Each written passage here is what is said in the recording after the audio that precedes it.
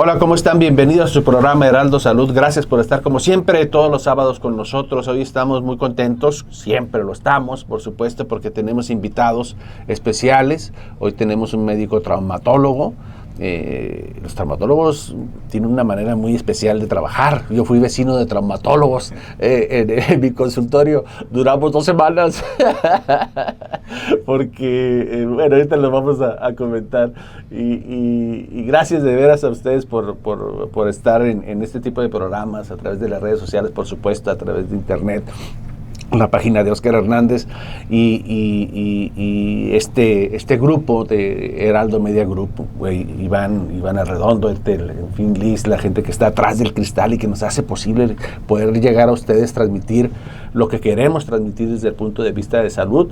También está la doctora Elizabeth Gutiérrez, ella es experta en lenguaje, ya la he escuchado antes, pues, ha estado con nosotros con otros temas y hoy la invitamos con un tema muy peculiar, muy por momentos hasta jocoso, ¿no? Así raro, pero que pasa todos los días. En nuestra vida diaria nos encontramos a personas, a niños con, pues yo no diría este problema, sino esta situación, un fenómeno, en fin, que puede ser tan problema o tan mínimo como creo yo que la dimensión que le dé cada persona o cada familia o cada pareja o cada círculo de madre e hijos, ¿no? Antes de comenzar, quiero hacer una mención justamente y agradecer a las personas del Instituto de la Visión.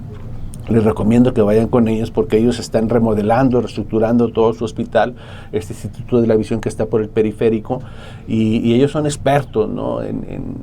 Nosotros nos encargamos de difundir de divulgar ese tipo de información en el sentido de que vayan con expertos, con médicos que realmente valoren sus problemas de la vista, en este caso de miopía, de astigmatismo, de glaucoma. La vez pasada platicábamos con la doctora Verónica Rodríguez y va a venir dentro de unas semanas para platicarnos más a fondo del fenómeno del glaucoma, qué es o qué no es, de la catarata, en fin, ellos son las personas indicadas, los oftalmólogos en general, pero ahí se reúnen, ahí están acumulados una gran cantidad de oftalmólogos especialistas en glaucoma, en retina, en fin, en todo lo que significa la oftalmología. Ojalá, si usted tiene algún problema, vaya por favor ahí al Instituto de la Visión que está acá por el periférico en nuestra región. Elizabeth, bienvenida. Gracias, muy amable, gracias otra vez por la invitación.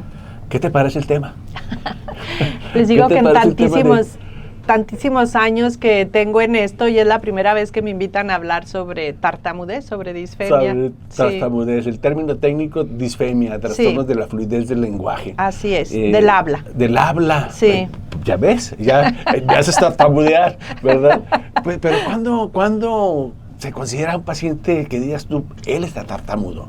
Ajá. O sea, habemos gente que de repente nos comemos las letras, las palabras, y hablamos muy rápido, que como dicen, oye, piensa antes de hablar, o no sé, como estás pensando muy rápido y quieres hablar rápido. Sí. Y no nos damos a entender, ¿no? No se debe de confundir con la adicción, ¿sí? Ya. Hay personas que no tienen una adicción buena, por así decir, ¿verdad? De alguna manera su crianza o su evolución no les ha permitido tener una adicción clara. Por ejemplo, las personas que están en esta área tuya, aquí del radio o de la televisión, pues tienen que tener una adicción muy, muy clara, ¿sí? Hay personas que no tienen los movimientos adecuados en el aparato fonoarticulador, el punto y modo de articulación de todos los fonemas, la entonación, todo lo que implica esto, entonces no tienen una buena adicción. Por ejemplo, los estudiantes de teatro, de actuación y eso, les dan clases de dicción, ¿verdad? Entonces, no hay que confundir la adicción, un problema de dicción o una taquilalia con una disfemia, con una tartamudez. Taquilalia es que hablan muy rápido. Muy rápido, sí, como bradilalia, que hablan muy lento. Ellos no son tartamudos. No. El tartamudo puede ser el PPPP. Sí, hay diferentes tipos de tartamudez. Hay la tartamudez tónica, que es cuando se repite y la clónica es cuando hay muchas interrupciones durante la conversación. por lo general es mixta. Es rarísimo encontrar una tartamudez o una disfemia tónica o clónica. Por lo general es mixta, o sea, es la repetición de la primera sílaba en cada inicio de la frase y también interrumpe, no tienen una fluidez tranquila. Es dependiendo también del grado de tartamudez. Hay grado 1, 2, 3, 4, dependiendo de la gravedad, ¿verdad? Hasta puede llegar al mutismo. Estamos hablando con la experta en lenguaje, Elizabeth Gutiérrez, y nos acompaña también, insisto, el doctor Santiago González, traumatólogo. Cuando te escucho hablar de este fenómeno de tartamudos, de cómo se genera el habla o el lenguaje que tú ya me acabas de decir que hay ciertas diferencias, pienso en dónde se origina el lenguaje, en dónde vamos, la parte motora, que es nuestra laringe, nuestra lengua, en fin, nuestra boca, las cuerdas vocales, en fin. Pero pienso en las neuronas y digo, ¿cómo están trabajando esas neuronas cuando la persona o el paciente, no sé si llamarlo paciente o persona, porque ser tartamudo no es estar enfermo, ¿o sí? Pues, bueno, está dentro de lo que llamamos trastornos, ¿verdad? Incluso está considerado un trastorno del habla. Ahorita lo profundizamos, pero a lo que voy es, ¿qué pasa en las neuronas? ¿Qué está pasando con esa transmisión de que nosotros conocemos y que nos enseñaron en la facultad, de los impulsos eléctricos, de cómo se va cambiando la energía de positivo a negativo a través de la membrana neuronal y cómo saltan esos impulsos a través muy rápido, en milisegundos, de una neurona a otra neurona y se comunican en ciertas áreas del lenguaje, de Wernicke, de Broca, etcétera, algunas motoras y otras no. ¿Cómo se intercomunican y llegan a traducirse o a expresarse de alguna manera en un habla fluida y en otra que no es fluida? O sea, ¿qué pasa ahí? ¿Hay algún...? Pues tiene que haber algo que yo desconozco, ¿verdad? O que desconoce la ciencia de cómo es esto de la tartamudez. Pero el lenguaje es algo sumamente sofisticado porque fíjate, en el lenguaje, para emitir el lenguaje, como tú lo dices, está el área de Broca, de Wernicke, en el hemisferio cerebral izquierdo, pero tiene que ver también toda la audición. O sea, nosotros hablamos lo que oímos, ¿sí?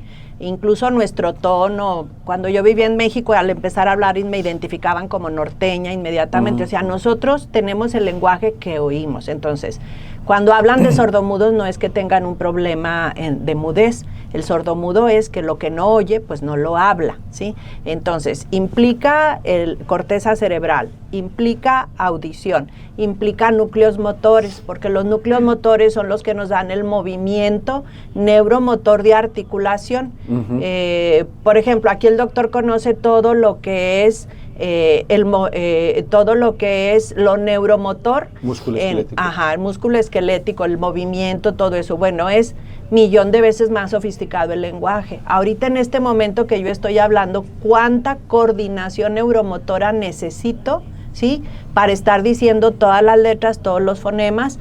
Implica movimiento de labios, de lengua, de músculos faciales, etcétera, todo eso. Entonces, hay un director de orquesta que es la corteza cerebral y es donde se hace la sinapsis neuronal, ¿sí? Que no sé cómo no se hace en la disfemia, pero para que se emite el lenguaje, aparte de todo esto, también está la inteligencia, ¿verdad? Sí, lo que me acabas de decir, esa sinapsis, esa exactamente, hendidura entre neurona y neurona, que estamos hablando de millones de neuronas. Exactamente, incluso también implica el área donde naciste, la cultura que tengas, etcétera. O sea, es algo privativo completamente el ser humano. Nadie se puede en el reino animal comunicar como nosotros. Entonces es para mí el área más difícil del ser humano.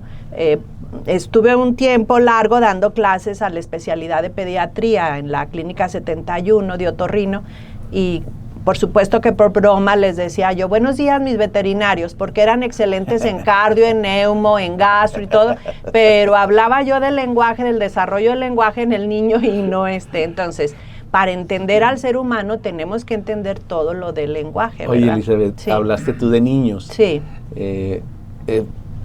¿Hay algunas cifras de tartamudez en niños, adultos, pubertos, es mayor en niños, mayor en adultos, Sí, en mujeres o en hombres. No sé. En la incidencia en el ser humano no te la sé decir, pero por cada 4 niños que tienen tartamudez, 3 son varones y 1 es niña. Y 1 es mujer. 3 son varones. Sí, 3 son varones. La incidencia es muchísimo más alta en varones que en mujeres. Es que las mujeres nos ponen nerviosos para hablar. A lo mejor sí es eso, imagínate, ¿verdad? el pobre niño de 4 años y Sí. que lo pasen ahí enfrente, rodeado de niñas. Sí. El niñito se inhibe, se cohíbe. Y es justamente lo que creo yo que esa experiencia Sí. de estar al frente, todos lo hemos pasado alguna vez en el aula, en el auditorio, en donde sea, en las fiestas. Solamente cuando andas ebrio y borracho te animas a cantar, ¿no? y luego dices, bueno, si este canta más feo, pues yo también, ¿no? Sí, Pues ya te desinhibes, ya es un caos ahí. Pero Sí. en un ambiente más o menos semicontrolado, como es la escuela, como es la primaria, el kinder, empiezan los problemitas, ¿no? Empieza esa sensación de angustia al hablar. Tal vez sí, pero si vamos a hablar de disfemia, es un trastorno aparte. Sí. No es nada más la timidez o no es nada más el miedo a enfrentarse al público, a hablar frente al público, a hablar una chica. Me acuerdo en mis tiempos cuando se usaba que nos iban a sacar a bailar pobres chavos, ¿verdad? Nunca sabían si les iban a decir que no, unos preferían no bailar en toda la noche, o sea, es completamente diferente. Cuando hablamos de disfemia, ya es un trastorno. ¿Sí? Disfemia incluye tartamudez. Sí. Oye, pues es que fíjate que yo estaba escuchando esa teoría de que el tartamudo, su tartamudez no se genera en la neurona como tal, por llamarlo de alguna manera, no sé cómo expresarlo, lo voy a tratar de expresar, sino que es la angustia, la ansiedad, la que lo hace, la que detona la tartamudez. Y no al revés, sino que primero es tartamudo y luego se angustia, no. Esta teoría dice que es la misma, lo que detona, lo que empieza la tartamudez es esa ansiedad, ese sudor de manos, y luego el paciente o la persona tartamudea. ¿Es así o es un ciclo? La tartamudez tiene un factor emocional sumamente importante. O sea, vamos a hablar que la tartamudez o disfemia es una predisposición genética, es genética. Ya. Si tú te fijas, hay familias de tartamudos, ¿sí? Lo que pasa es que el trastorno emocional lo detona, ¿sí? Te pongo un ejemplo. Por ejemplo, un niño de 4 años, creo, me lo llevaron ya en mutismo. O sea, el niño ya no hablaba nada. ¿Por qué? Pues porque el papá lo llevó a la lucha libre y a veces los luchadores se salen del ring y todo y fueron a caer ahí delante del niño. El niño tuvo un problema emocional tan fuerte que quedó en mutismo. Después ya cuando empezamos a dar la terapia desarrolló una tartamudez muy importante. Pero sí se necesita, es multifactorial, o sea, se necesita tener la predisposición genética y luego el factor que lo detona. Entonces, si tú sabes que tu habla no es correcta, que tu habla se van a burlar, eso, claro que cuando estás frente a público, vamos a hablar del caso del rey Jorge V, creo que fue, sí. el papá de la reina de Inglaterra que falleció hace poco. Cuando su hermano, que renunció al trono por casarse con una divorciada, él era el terror que tenía, así que tenía que dar discursos, que tenía que hablar con personas y todo por la tartamudez que él tenía. Entonces se hace un círculo vicioso. Pero definitivamente una cosa es el miedo a hablar en público, el que no tiene uno la facilidad. Hay personas que no tienen tartamudez, pero tampoco tienen una facilidad para hablar frente al público, ¿verdad? A lo mejor se quedan en cero, etcétera. Pero es completamente diferente ya ser tartamudo. El tartamudo es claro, o sea, es la repetición de la primera sílaba según el grado. Puede haber, como te digo, grado 1, repetición de primera sílaba al iniciar el fraseo. Grado 2, interrumpir. Grado 3, hasta llegar al mutismo, ¿sí? O sea, ya no hablo porque no tengo la capacidad de coordinar mi lenguaje, ¿sí? Y es fluidez y tonalidad, ¿sí? De lo que es el lenguaje. Por ejemplo, ¿tú crees que en Vietnam, en China, no hay personas nerviosas? Claro que hay muchas, ¿verdad? Pero no hay tartamudez. ¿Cómo? No hay tartamudez en el chino, en el mandarín, que es el idioma de los chinos, pero de un alto nivel sociocultural, y el vietnamita son idiomas tonales, o sea que según el tono que tienen ellos es el significado de lo que es de lo que están hablando. Entonces, en ellos no hay tartamudez, no tartamudez. Pero ahí me imagino que hay miles de personas nerviosas que no tienen la capacidad de hablar en público. Entonces, tenemos que saber que la disfemia o tartamudez es un trastorno, y es un trastorno con factor genético, factor multifactorial, que lo traemos en genética y luego te lo va a detonar.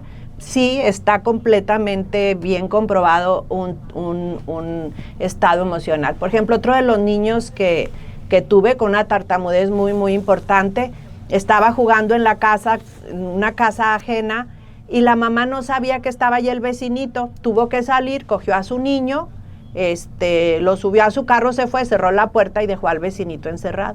Ya cuando regresaron y encontraron al niño totalmente tartamudo, o sea, de tener un lenguaje completamente normal.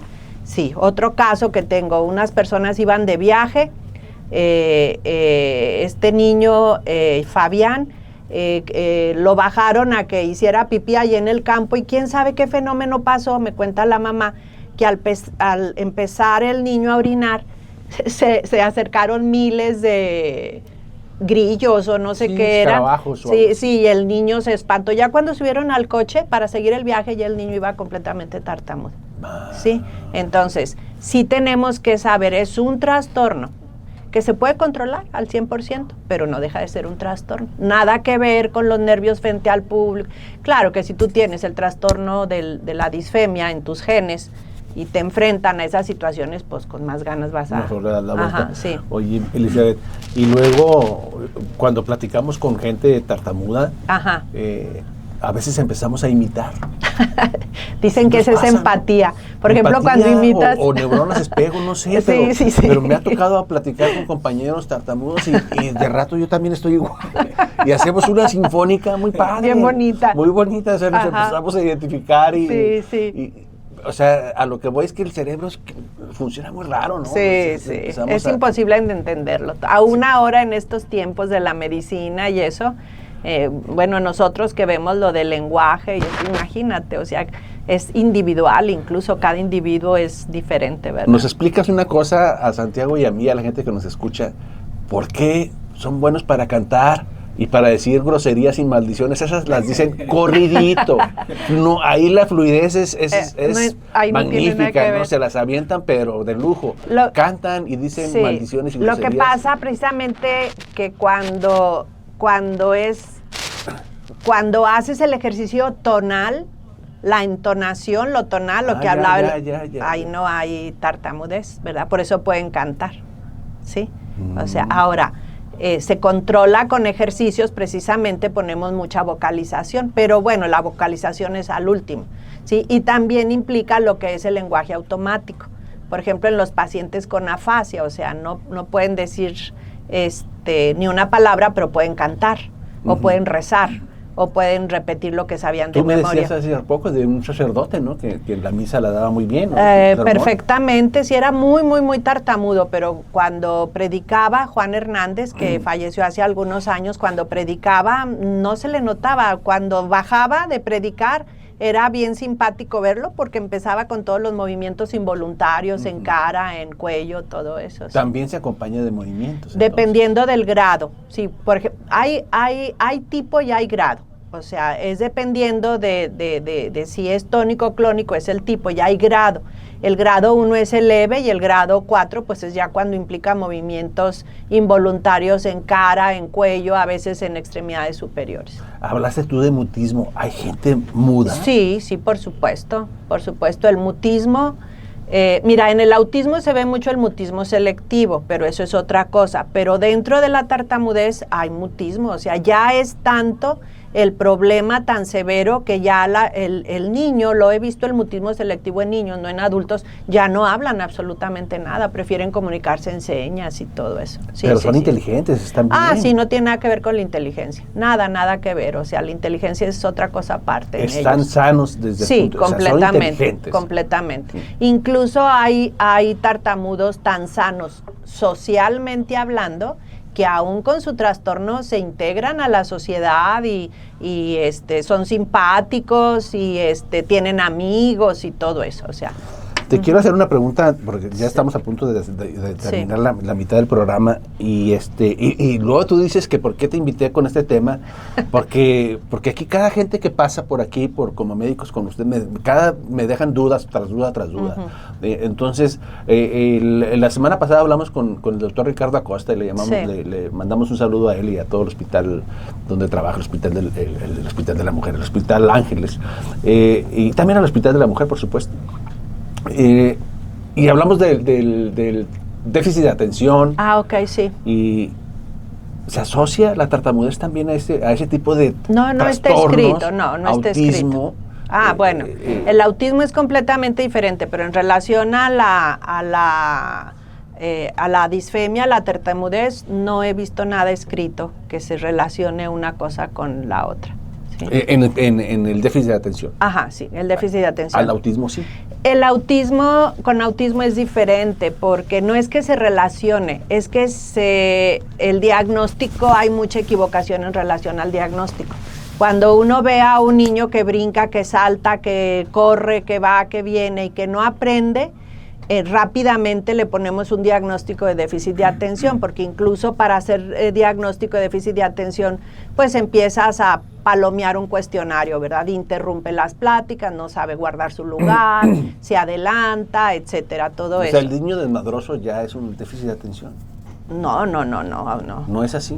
No lo creo. El déficit de atención también es un trastorno, y es un trastorno que afecta principalmente posterior a los 6 años en el área de aprendizaje. Ayer estaba yo viendo una película que se llama Directo al Corazón, y vi un fragmento, un pequeño fragmento, total, que se trata de Al Pacino, que es el actor, que es un cantante retirado. Se siente el remordimiento, va a visitar a toda la gente que no visitó, a su hija, a su nieta, a su hijo y a su nieta. Y yo veía, la nieta lo recibe, dice, yo no conozco a este señor, y empieza a platicar un poquito... estereotipada. Un poquito así, sí. ¿Cómo se dice? Intensa la niña, ¿no? Como de 5, 8 años. Pero yo la vi normal, yo la vi en la pantalla normal. Y a los 2 o 3 minutos, la mamá le dice a su suegro, dice, es que no sé si te has dado cuenta, pero tu nieta tiene trastorno de déficit de atención. A lo que voy es que si ella no me lo dice, la mamá, yo no me doy cuenta como espectador. O sea, para mí la niña hubiera pasado como una niña intensa, pero hasta ahí. Lo que pasa es que cuando hay un déficit de atención, tiene el niño que tener algo que le está perjudicando. Puede ser un niño súper inquieto, que se descalabre a cada rato, que se caiga, que esto, que el otro. Sí, yo me acuerdo que tenía yo heridas en las rodillas de todo a todo, ¿verdad? Pero aquí tenemos que ver cómo está el niño aprendiendo en la escuela. ¿Sí me entiendes? Ahí es donde se va a traducir que el niño tiene un trastorno. No porque brinque, no porque esto, lo otro. Ahora, si tiene trastornos del sueño, si no duerme hasta la 1, 2 de la mañana, no puede levantarse para ir a la escuela, en la escuela no está aprendiendo absolutamente nada. Lo ves que es muy inteligente para unas cosas, pero no puede aprender lo que es lectoescritura, matemáticas y todo eso. Bueno, ahí ya sí estamos teniendo un síntoma que el niño puede tener un trastorno, pero no porque el niño brinca y sube y baja y hace travesuras y todo. Yo no estoy de acuerdo con ¿Sobrediagnosticado? Creo que está sobrediagnosticado y está muy confundido con el autismo. ¿Sí? Ya. Vamos a tener que ir a una pausa y vamos a regresar a seguir hablando con la doctora Elizabeth Gutiérrez de esos trastornos del lenguaje y del habla, por supuesto, y también con Santiago, nuestro traumatólogo estrella. Regresamos a su programa Heraldo Salud. Está la sobremesa muy padre aquí con la doctora, porque platicamos de muchos temas. Empezamos con tartamudez y ahorita estamos con los problemas del sobrediagnóstico, sobre todo de TDAH, ¿no? Más que de autismo. Sí. Así siento yo, así percibo. Sí, por supuesto, sí. Siento que tenemos la pluma muy sencilla en ese sentido de trastornos de déficit de atención, por esa parte que te comentaba de las películas, de la parte romántica, de decir, bueno, no sé, algo está sucediendo aquí tanto en la sociedad como los médicos, como si nos gustara tener esos diagnósticos en la mesa, en la familia, decir, es que mi hijo tiene déficit de atención, si fuera una virtud, y estigmatizas, ese es el asunto, ¿no? Que ese niño va a crecer hasta la edad adulta con ese diagnóstico, con lo que ello conlleve, ¿no? Cosas buenas y con sus pros y sus contras, ¿no? Regresando al tema de la tartamudez y de esto que estamos hablando, de cómo se vive el fenómeno del tartamudo, hay una especie, sobre todo en el núcleo familiar, en donde hay un vínculo entre el niño y los papás. Por supuesto. Cuando el niño empieza a tartamudear, y cuál es la reacción de los padres. Así es. Te dejo la pregunta ahí para poder hablar un ratito con nuestro otro invitado, que es el doctor Santiago González, traumatólogo, que ha estado aquí muy atento con este tema, de que como que nos ve como diciendo, pues lo mío son los huesos y los músculos, ¿verdad? Te decía que yo estaba de vecino con un traumatólogo y, cómo hacen ruido los traumas, son particularmente ruidosos en el consultorio, pero pues es que es tu trabajo, ¿no? La sierra, el yeso, el agua, la guata famosa, ¿no? Es padre ser traumatólogo, es como muy mecánico por momentos, pero también apasionante la traumatología. Santiago, bienvenido. Sí, muchas gracias. Primero, gracias por la invitación. Creo que ya empecé con las manos sudadas, la primera palabra, pero vamos a tartamudear, te digo que se pega. No, muchas gracias por la invitación. Sí, efectivamente el tema de la traumatología es bastante ruidosa en el consultorio y no se diga en el quirófano. ¿Qué pasa? ¿Porque usa mucho martillo y sierra? Sí, porque, por ejemplo, hay cirugías, por ejemplo, vas a poner una rodilla, una prótesis, tienes que hacer cortes y es una sierra que, como las que se escuchan en la construcción, pues algo así parecido. El martillo pues es de 10 libras, o sea, cada golpe es bastante intenso. Entonces es muy frecuente que el paciente te diga, pues ¿qué me hizo, doctor? ¿Cómo? ¿Por qué? Pues es que estaba en la cirugía, yo escuchaba martillazos y escuchaba ruido. Digo, pues que es el procedimiento, pero sí hay muchos procedimientos, la mayoría que implican ruidos, herramientas, el perforador, que es un taladro neumático, pero de todos modos pues produce el ruido de un taladro, entonces sí es bastante ruidoso. Bastante ruidoso. Una pregunta que siempre me hacen así en las cantinas y en los bares: oiga, doctor, ¿cuál es el hueso más duro que tenemos? ¿Cuál es? El fémur. El fémur. ¿Cuál es ese hueso? Es el que está de la ingle hacia la rodilla. Ese no se debe de romper. Fácil. No se debe romper fácil, pero sí se rompe. Sí, me acuerdo en terapia intensiva, cuando llegaban politraumatizados y nos decían, se rompió el fémur, es que el guamazo estuvo muy fuerte. Sí. Aunque casi no le pasó nada, y no, si se rompió ese hueso de la pierna, tú dices de la rodilla a la cadera, es que estuvo muy fuerte el golpe, ¿no? Sí, definitivamente el fémur es un hueso bastante grueso, largo, muy resistente, muy protegido por toda la musculatura del muslo. Entonces cuando llega a sufrir una fractura, habla, como bien lo dices, de un traumatismo de alta energía. Entonces pues hay que siempre buscar, porque puede haber otros datos que no estén visibles, alguna lesión abdominal, torácica, traumatismos craneoencefálicos, pero siempre hay que buscarle un poco más. Había una película de los años 70 con Charles Bronson, el galán feo, era un galán feo de aquellos años, y hizo una película que se llamaba El peleador callejero, y él recomendaba a sus compañeros, dice, pégale, si le vas a pegar en la cabeza, en la frente, en la parte frontal, no le va a pasar nada, se va a romper los nudillos, porque la frente es muy, muy, muy dura. Entonces, por más que le pegues en la frente, el boxeador se va a romper la mano. ¿Es así? Pues la verdad, no creo que sea tan sencillo romperte la mano, o sea, al golpear la cabeza, más bien se rompe la cabeza, yo creo. Sí, necesitarías bastante energía y ser pues un profesional en ese ámbito de los golpes. Vamos, porque a lo que voy es el grosor de la bóveda craneana, pues es que muy pequeña, ¿no? Sí es resistente, pero ahí lo que protege, bueno, pues es que es un espesor, yo creo que de lo mayor del cráneo, pero no creo que llegues a romperte los nudillos con un golpe, está muy difícil. Habrá que preguntarle a un boxeador. Sí, claro. Oye, Santiago, ¿cuál es tu expertise?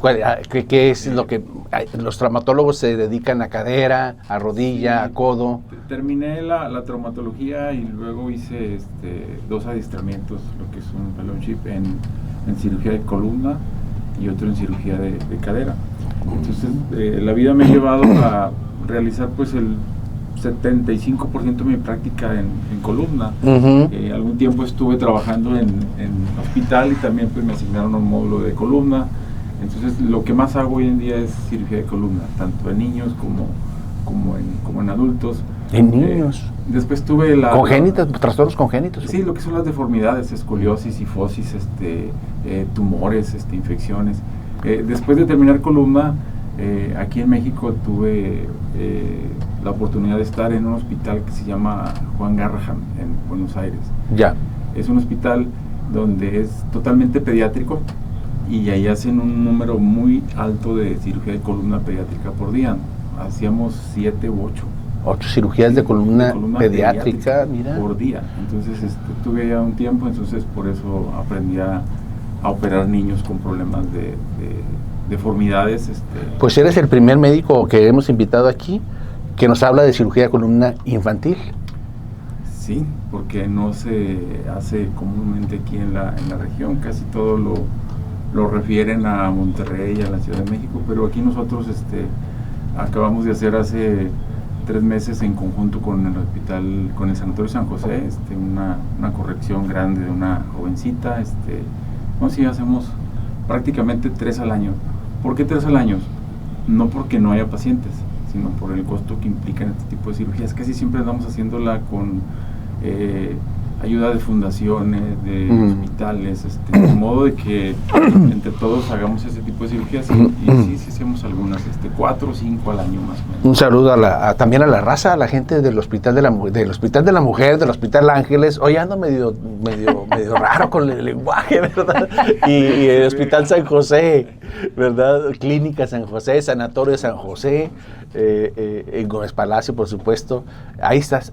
Sí, ahí estoy, ahí tengo consulta externa y aquí en un consultorio privado en frente de la Ibero, es una plaza que se llama Paseo Miles. Ok. Sí, entonces por eso hacemos cirugía de columna pediátrica. Ajá. La verdad es intensa, es agotadora, pero también es muy, muy gratificante cuando ves que cambias la vida de los niños. O sea, pues imagínate. Es impresionante. Una jovencita te dice: doctor, gracias, me cambió totalmente la vida. Son pacientes que tienen trastornos del habla porque no quieren hablar, no quieren convivir, les da pena, se sienten que su espalda pues es un problema de índole social, o sea, porque las van a ver, porque la autoestima tremendamente. Estás hablando de niñas con escoliosis, con desviación, una S, el ojo jorobadito, ¿cómo se llama eso? Exactamente, esa es una jiba, una jiba. Entonces, sí son pacientes jorobaditos, que es muy notorio cuando es una escoliosis severa. Entonces, corregirles esas deformidades, pues les cambia el panorama. Ya después claro. Los papás me reclaman porque no quieren salir ya de la calle, andan en fiestas, Qué padre, ¿no? Qué padre los niños y que sepan que hay esa alternativa, ¿no? Sí. No tiene que ser tan jovencito, se puede, no sé, ¿operas de qué edades? Hablando de infantiles. Siempre hay que tomar criterios en cuanto a el grado de deformidad que tienen, el grado o el potencial de crecimiento que existe todavía en cada paciente. Hablamos que después de 40 grados de una angulación de la espalda, entonces hay que hacer una cirugía siempre y cuando el crecimiento se vaya a detener. Puedes operar niños desde 10 años hasta 17, 18. Todavía les va bastante. ¿Entre más grande es más difícil?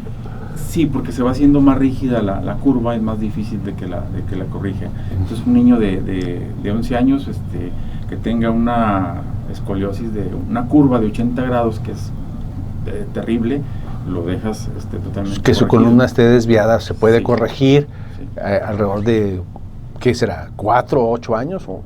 Sí, lo ideal es detectarlo, y ese es un problema que yo encuentro con mucha frecuencia. Los papás ven al niño con deformidades en la espalda, obviamente ellos no son doctores, los llevan a algún doctor y no les ofrece alternativas, porque todavía hoy en día creen que es una cirugía que se va a complicar, el tabú de que le vas a producir una invalidez, y la verdad no, o sea, hoy contamos con toda la tecnología para que no tengas ningún incidente. Ahí los operas en el Hospital San José, ahí la herramienta necesaria, la estructura necesaria. Lo que pasa es que la infraestructura, bastantes hospitales la tienen. Lo que lleva... Pero pues lo que cuenta también es el cirujano. Sí, es que... ¿Tú? En una parte... yo sé que tienes una modestia, pero pues lo que cuenta pues es el que va a patear la pelota, y eres tú en este caso. Todos los implantes, toda la infraestructura, por ejemplo, el neuromonitoreo lo puedes llevar a cualquier hospital. Ya. Hoy tenemos el modelaje 3D de la columna, que es una cosa maravillosa. Entonces, todo eso lleva a que pues, tengas una cirugía exitosa. La verdad no hay complicaciones. Ya no son aquellas cirugías de hace 30 años o 25 tal vez, que el paciente iba a terapia 3 días sin poder despertarlo y cosas así terroríficas. No, ahora en día el paciente lo operas y es una locura. Al día siguiente lo pones a caminar y camina y muévase. De verdad les va bastante bien. Santiago, gracias por quitarme esa mala imagen del yeso, del clavo y del martillo y de la sierra y de que la traumatología es muy sencilla. Y no, hombre, si vas a hacer traumatología, hazla y presentas y pasas el examen, es sencillo. Cada vez se va sofisticando la traumatología y perfeccionando y se hace más compleja. O sea, cirugía de columna en caso del niño no es enchilame otra. No, fíjate, segmentando, ese es un tema muy importante. Por ejemplo, yo hice columna, o sea, columna general, veía mucha columna degenerativa, fracturas, etcétera, pues estaba en un hospital de concentración. Y luego me voy a Buenos Aires y allá pura columna pediátrica. Ahí no te hacían otra cosa más que columna pediátrica. Pero, por ejemplo, estuve un tiempo en Milán, ahí la columna está por segmentos, Oscar. Ya. Hay un departamento de columna cervical, hay un departamento de columna torácica, hay un departamento de columna lumbar, hay un departamento de columna sacrolumbar y pélvica.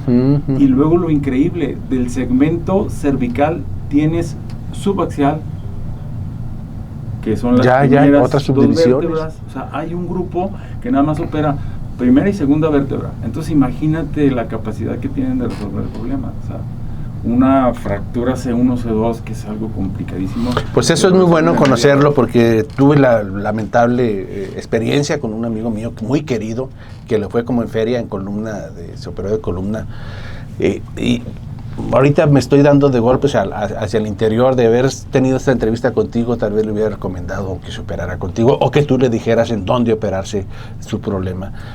Por supuesto, no estamos generalizando, ¿no?, las situaciones, ¿no?, pero bueno, a veces queda esa espinita ahí clavada, ¿no? Santiago, te queremos invitar para que nos hables después de pura columna, cirugía de columna, y nos sigas desmitificando la imagen que tenemos cruenta del mitos.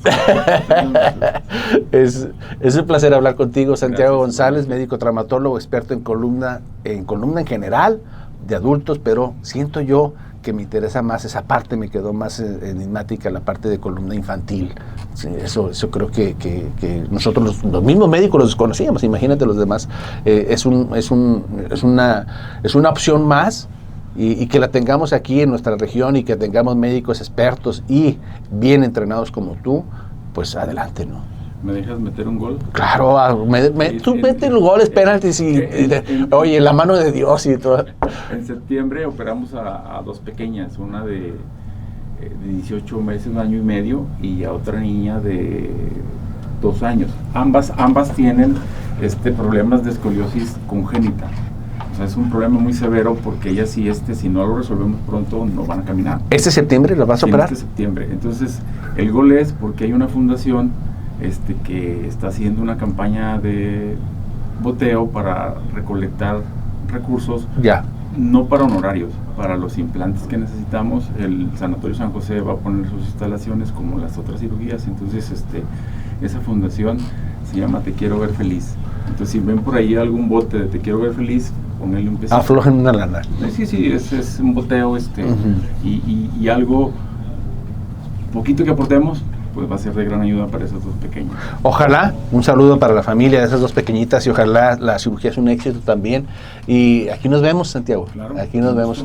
Gracias por acompañarnos el doctor Santiago González, médico traumatólogo, experto en columna. Viene representando, por supuesto, también a él mismo y al Sanatorio San José. Regresamos con la doctora Elizabeth Gutiérrez, con el tema de la tartamudez y, bueno, hemos hablado de muchas cosas hoy, pero hay que tratar la tartamudez, doctora, claro, o dejarla pasar, o acostumbrarse, o decir, bueno, me vale y soy tartamudo. No. La tartamudez se controla al 100%, no se cura. Y en un momento dado, en estadios emocionales, puede brotar otra vez, pero se controla al 100% con terapia del habla. Se hacen ejercicios de relajación, de respiración, de vocalización. Se automatiza la respiración que debe de haber durante el lenguaje para que ya no tartamudee el niño. No hay pastillas. Tenemos un éxito. No, o sea, pues puede haber medicamento para, no sé, para relajar, para sentirte bien, ¿verdad? Pero no para que te maneje la tartamudez, no se necesita. Tenemos un éxito importantísimo en relación al control de la tartamudez por medio de terapia del habla. Dentro de esa, hablamos mucho de la población infantil, sí. De ese proceso de maduración y desarrollo, también se va desapareciendo, desvaneciendo o atenuando la tartamudez desde la Hay personas que desarrollan herramientas propias para autocontrolarse. El ser humano así es, o sea, el ser humano desarrolla muchas herramientas de sus hándicaps que tiene, ¿verdad?, para salir adelante. Y sí, hay personas que me dicen, yo fui tartamudo de niño y ahorita no lo soy, o sea, ellos mismos desarrollan. Las mamás a veces con mucha sabiduría le dicen, respira, a ver, ahora sí dime, ¿sí? O sea, y eso es una parte de la terapia. Ahora, pero las mamás, sin que nadie les diga, lo desarrollan con sus niños, ¿verdad? Papás también, espérate, a ver, respira, ahora sí, dime lo que me tengas que decir, y es una parte de la terapia, ¿verdad? Esa terapia es buena. Es buena, por supuesto. ¿Verdad? Pero también está el contraste, en donde el papá se enoja porque el niño tartamudea. Sí. ¿Qué te pasa? Y empieza a insultarlo, y entonces... Sí, piensan que es algo a propósito, ¿sí? Y pues no, claro que no, ¿verdad? Ellos sufren, como todos los trastornos que llegamos a tener, siempre hay un dolor de por medio. Sí. Sí, pero es sencillo, incluso la terapia para disfemia es sencilla y es buena y es rápida. ¿Sí? ¿Hay bullying en la escuela? Imagínate. Ahorita que el doctor estaba hablando digo yo, sí sabe Dios, a todo mundo nos ponen apodos. Ahora estas jovencitas con ese problema tan visual, tan evidente y eso, todo el sufrimiento, o sea, yo creo que un martirio ir a la escuela, ¿verdad? Pues, pero me llamó la atención lo que dijiste, 3 hombres por una mujer. Sí. También el autismo, por cada 4 con autismo, 3 son varones y 1 es mujer. También el autismo. ¿Y es difícil el diagnóstico de autismo? Pues, o sea, cuando uno hace un interrogatorio, si conoce lo que es el autismo, no tiene por qué ser difícil. Uno como médico, pediatra, médico general, maestra de la escuela, mira, en enero del 2023, los senadores, la Cámara de Senadores en México ya hizo una exhortación a la Secretaría de Salud y a la Secretaría de Educación Pública para detectar a los niños con autismo, tratarlos, integrarlos. ¿Por qué crees que los senadores ya hicieron eso? No tengo ni idea, yo creo que estaban no sé, un momento de lucidez. ¿Sabes por cosa qué que creo rara. yo? ¿Sabes por qué creo yo? Porque ya tienen ellos niños con autismo. Ah, ya. Sí. Ya se vieron Entonces afectados. ya por eso todo el mundo se está alertando con eso del autismo. Por ejemplo, todos conocemos un niño con trisomía 21, ¿verdad? Sí, me preguntabas eso. Ok, entonces hay un niño con trisomía 21, que es el síndrome de Down, 1 por cada 1,200 y cacho, creo. ¿Cuántos niños con autismo hay? Hay 1 por cada 36, según el Centro de Control de Enfermedades. ¿Uno de por cada 36 Ajá. niños? Un niño con autismo por cada 36 hay autismo. Entonces, si lo comparas con síndrome de Down o con parálisis cerebral, que es 1 por cada 1,800, uno se da cuenta de la importancia, ¿verdad? Fíjate que haciendo así cálculos ya es como es nuestra mente. Sí. Fui a un festival de mis nietos y los grupitos eran de 10 o de 12. Sí. Entonces estoy pensando, ahorita que dijiste 1 de cada 30, por Sí. redondear, o sea que estoy pensando que hay un niño con autismo, con algún Sí. grado de autismo, En cada grupo. por cada 3 grupos, si cada grupo son de 10. Ujú. Sí, dice una maestra directora del USAER de Francisco y Madero que ella en los grupos de allá de Francisco y Madero, en los preescolares, hay grupos que tiene hasta 5 Por saloncitos. por saloncito. Entonces, y si la disfemia, volviendo al tema de la tartamudez, sí vemos niños con autismo que tienen, pero no sé si coincide, o sea, pues son anécdotas, ¿verdad? Como dice el doctor Pablo Ruiz, que lo conocemos todos los egresados de aquí, o sea, como dice el doctor, o sea, una cosa son las anécdotas y otra cosa ya es la comprobación científica, ¿verdad? Oye, Elizabeth, ahorita platicamos sobre el sobrediagnóstico y el sobreestudio de estos grupos de pacientes. La tartamudez no requiere ningún estudio especial, o sea, no le haces es clínica, muestras de pues sí, sangre ni todo nada. mundo, no, pues si lo estás viendo ya sabes que es tartamudo. Sí, pero a lo que voy es que no le buscas ahí que oye, vamos Otra a hacerle causa. una resonancia magnética, un colon por enema, o sea, nada que ver. No, ni mapeo cerebral, ni electroencefalograma, ni nada. ¿Por qué el mapeo cerebral tiene tan mala fama, Elizabeth? Pues porque lo están elaborando para hacer diagnósticos de déficit de atención, de autismo, y no sirve para eso. Sí, después invitas a una neuróloga o eso para que te explique bien para qué sirve.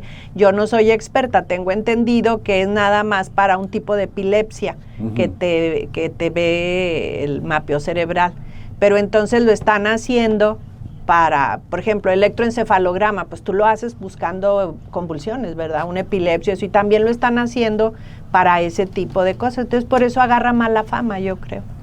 Por eso tenemos esa mala fama. Bueno, Sí. ya aquí ya nos entretuvimos tanto que Sí, estamos sí, platicando sí. muy rico y nos tenemos que ir. Gracias, Elizabeth, por desmitificarnos muchas cosas en relación a esos temas que pues por momentos parecen triviales, pero que yo estoy seguro que para algunas personas que lo viven dentro de su familia o de la escuela o de la misma persona, el mismo niñito, hablar de esto y saber que existe tratamiento Sí. y de lo que no se debe de hacer y de cómo no se deben de tratar, siempre es una alternativa para estos niños con, como tú decías, trastornos del lenguaje, Sí. del habla o como sea. El niño está tartamudo y hay una opción, se le puede quitar. Al 100%. No se cura, pero se controla al 100%. Ya. Sí, se controla al 100%. ¿Dónde te podrían buscar una persona que esté interesada?